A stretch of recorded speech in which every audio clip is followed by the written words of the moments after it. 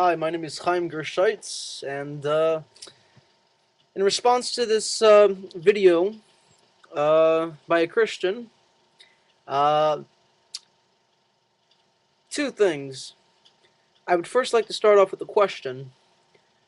When you say talks to God, when you talk to God, what do you mean you talk to God? Like, does God literally, like, how I'm talking right now to this computer, to you to hear, and then for you to respond back, that type of talking? Like inside your head? Or talking as in more of like a realistic way, like through cause and effect. Like, let me give you an example. Um, and this is when I was starting to become a religious Jew again. Um, I was walking to Office Max. I was going across the park, and I got out of my car, and I didn't have this yarmulke on. Look at this. Look at this. Look at this.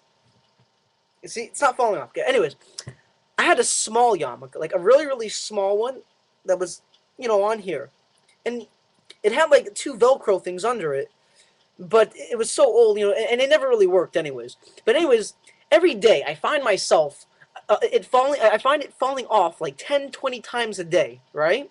So I'm going now. I'm walking to Office Max, and the yarmulke blows right across the parking lot. It keeps going, and I chase after it, and I pick it up, and pick it up, kiss it, and say, and then I looked to the sky, and I said, "Yeah, I know, I know. I got to get a pin." Right then and there, there's this big epiphany that just happened.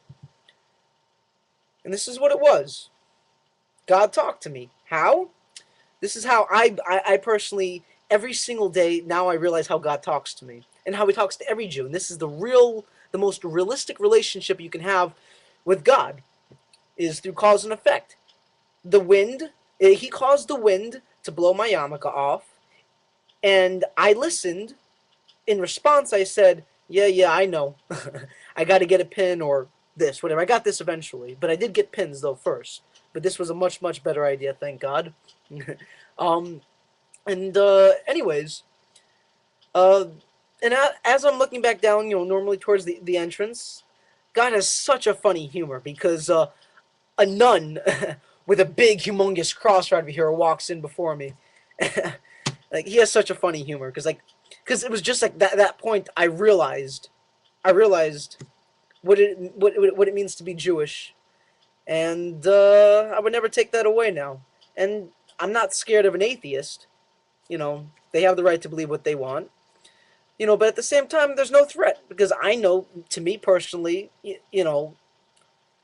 there's a poem, then there has to be a poet that wrote it. So you shouldn't be feared by atheists. You shouldn't fear atheists. And the same should go for the Christians, or for the atheists, you shouldn't fear Christians because whatever. Um, but as a Jew, um, I mean, the only reason I make this video is just to put my word out there and to, an educational, not only for me, but also for the people who listen to this. This is not out of, trying to, out of fear. This is out of an educational experience, not only for myself, but for people who I interact with. So for me personally, talking to God is through our actions and how we interact with creation. So whether it be you know a regular daily interaction with, like, let's say you're having a fight with your girlfriend or your wife or whatever, just by solving it, knowing that our choices that we make are part of a bigger choice, or part of a more overall choice. And when we work with it, we're communicating with God in that way. When we live in the now, and work with it, and we advance it, and we try to love each other, and try to work together, this is how we communicate with God in a positive way, not by blowing shit up. That's how you talk to Satan, which, it's the adversary of God. It's the guy who's, testing us, or saying things. See, something like that. Well, anyways, this has been Chaim Gersheitz. I got to go thread another movie, so peace.